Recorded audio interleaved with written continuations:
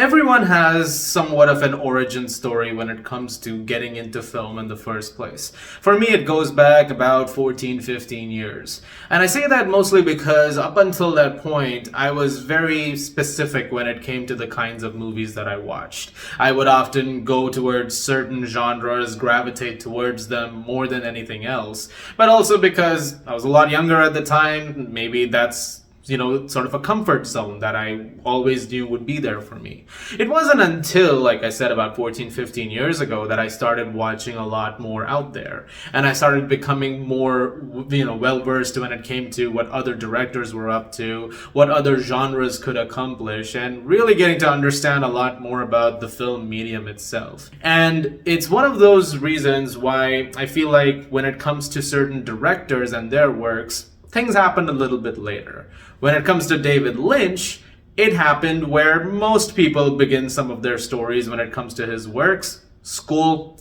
I was in a film class in college, and my professor at the time, this was I think the second year I was in college actually, had a huge fixation for Lynch.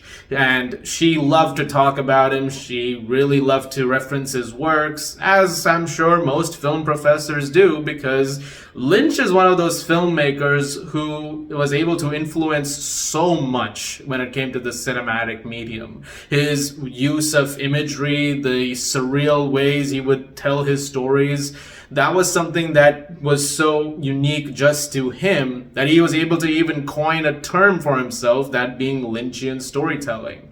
And over the years, he's inspired so many who have become a part of the film medium. And so this particular professor of mine was often showing us a lot of stuff from Lynch's works. And the reason I mention everything when it comes to that origin story of getting into movies is because along the way, you will see stuff that you can only describe as one of a kind. Like, only one specific person could make a movie like that. David Lynch is the only person who could have made Mulholland Drive like it was, or Lost Highway, or Blue Velvet, or Wild at Heart, or Eraserhead. I don't think it's gonna, surprise anyone why I'm doing this video right now, because as you know, some days ago, David Lynch passed away. It's obviously a monumental loss for the film industry in general, and obviously there was a lot of outpouring of love and condolences. And I was trying to figure out, and how to talk about something that he had done. And so I figured I would talk about Mulholland Drive. So I just rewatched it earlier, and I thought I'd come on camera and talk about it with you guys. Mulholland Drive is often the one that comes up as, his quintessential movie that people talk about as this is the one of the access points when it comes to his works. Blue Velvet is another one that comes up quite a bit, especially if you want to sort of get on his wavelength, especially if you want to understand what kind of a director and storyteller he is.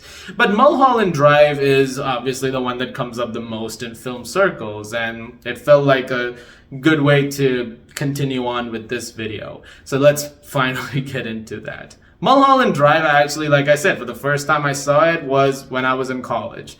And I remember seeing it, and I think I had the same reaction that most people do when it comes to Mulholland Drive, which is, what just happened? I mean, it's very easy to watch it the first time and you're not entirely sure of what you've just seen. And so you need to go back, or you need to look at some breakdowns and analyses online or wherever else anyone's written an essay about it in order to fully understand it. But having seen the movie again, so much is clearer. And Lynch's vision when it comes to making this movie, once again, going back to that point I made, only he could do this. So this movie follows two women, Betty and Rita, played by Naomi Watts and Laura Harring, in Los Angeles, as Betty has just arrived in the city in order to realize her dreams of becoming an actress. And Rita is someone who has been in an accident. She is trying to figure out who she is, and she's using Betty's help in order to get there, hopefully, but it seems like every corner is a dead end when it comes to that. And there seems to be something else going on in the industry in general at the time when it comes to trying to cover this up in some way. At the same time, we're also looking at what's going on with some other characters like Adam Kresher, played by Justin Theroux, who's trying to make a movie and seems to be butting heads with the executives up top, who want a specific actress, and that's not something that he wants to commit to. And all of this is shown in incredibly abstract and bizarre ways. And as the movie goes along, you're seeing all of it play out in almost this fantastical manner. And yet, one of the good things about Mulholland Drive for me is that for the longest time, while a lot of this isn't clicking together, Lynch also never really holds your hand as it's happening. He has that kind of trust in the film that he's making, that he wants the audience to go on this journey with him. And that's something that I've liked about all of his works, is that he's someone who sort of rewards you for your time. And, like if you give it the patience that it's supposed to be given, then by the end of it, you'll get your answers. You'll have some understanding of what's happening, and you'll be able to put it together. And every line of dialogue, every frame almost has somewhat of a meaning to it. So you have to pay close attention. And so much of Mulholland Drive is built on that, especially as you get to the final act of the movie, where really, you get most of your answers. Or do you? Because I have my interpretation of that, and I think, some parts are not real, some of it is, and there are a lot of folks who would say the same, especially when it comes to that finale, which I'm assuming most of you have seen the movie. You'd think that's the real part, and everything that you saw prior to that is the fantasy that's going on in Diane's head. Now, that might be the case. But there's also those who have different interpretations of it. And all of it sort of revolves around just, the machine that is Hollywood.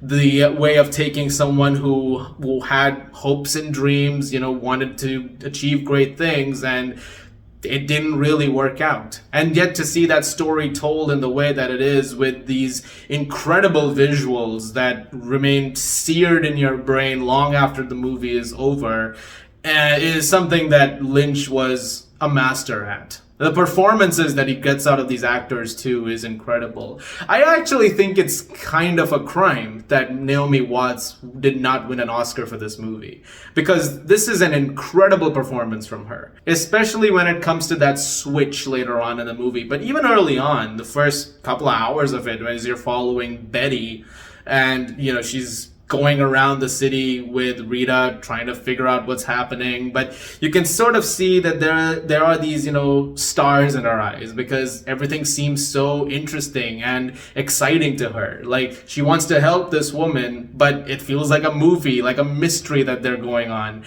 And there is that feeling that she evokes so well. And also, all of that while trying to be an actress. She has that audition scene where she has to, do a moment with the actor in front of her. It's almost entirely like a one shot, and I remember thinking, this is incredible.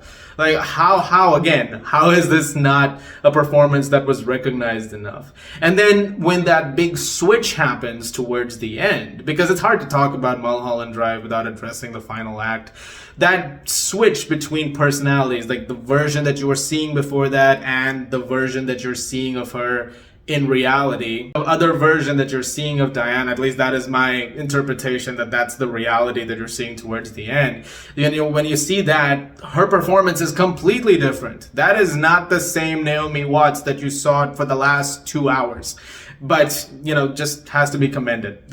All right. And that brings me to the next performance that is so great, and that is Laura Harring. Again, a case of how you portray this character who is just trying to figure out what the hell is going on with her. Going on this journey with her is so fascinating, and she performs it very, very well. Again, a performance that I think deserved a lot more credit at the time. In the years since, the movie has gotten that following, so a lot more people have come to appreciate both her and Watts' work in this, but it even when you're seeing it like that, just the panic and tension that's in Rita, while also finding this feeling of comfort with Betty, and this idea that someone wants to help her, and that sense of happiness that comes with that, that eventually the relationship that builds between them. Lynch captures it so well, and there is such an authentic charm to that has to be commended. And I like that some stuff just kind of remains unanswered and to your imagination as to what those things really represent. For example, the blue box and the key. Like, yes, eventually towards the end you have something of sorts as to what that could be, but there's never a clear answer as to what that really represents. I know there's a lot of theories as to that, as to, it's sort of the portal back to the real world of sorts. Maybe that's the case. Maybe I'm wrong. You can tell me in the comments if I am, if you've made it to this point of the video. But I think, again, that's where the movie succeeds so much, right? Because if it told you everything, then it wouldn't gain the standing that I feel like it has in the film circles over the years. I don't feel like it would have that staying power as a cult classic and now as just a modern classic if all of the answers were delivered out the gate. Like that's just not, the best part about movies like Mulholland Drive is they keep you talking and guessing for a long time. There are so many ways to look at one of the opening scenes, for instance, which is the description of the dream that's happening at Winky's. Now, you could look at that anyway, and there are certain interpretations to that, especially when it comes to who is behind the dumpster and what could be going on over there. And I find that idea fascinating that, people still talk about that. The one that I feel is the most interpretive one is seeing the performance at Silencio at like 2:00 in the night.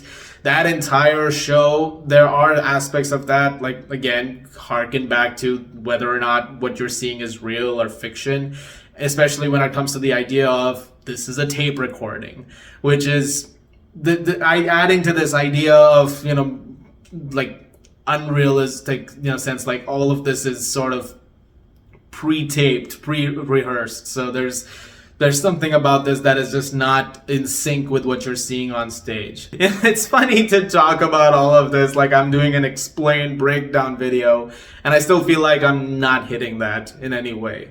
Or maybe I am. Like I said, my mind is all over the place when it comes to some of this.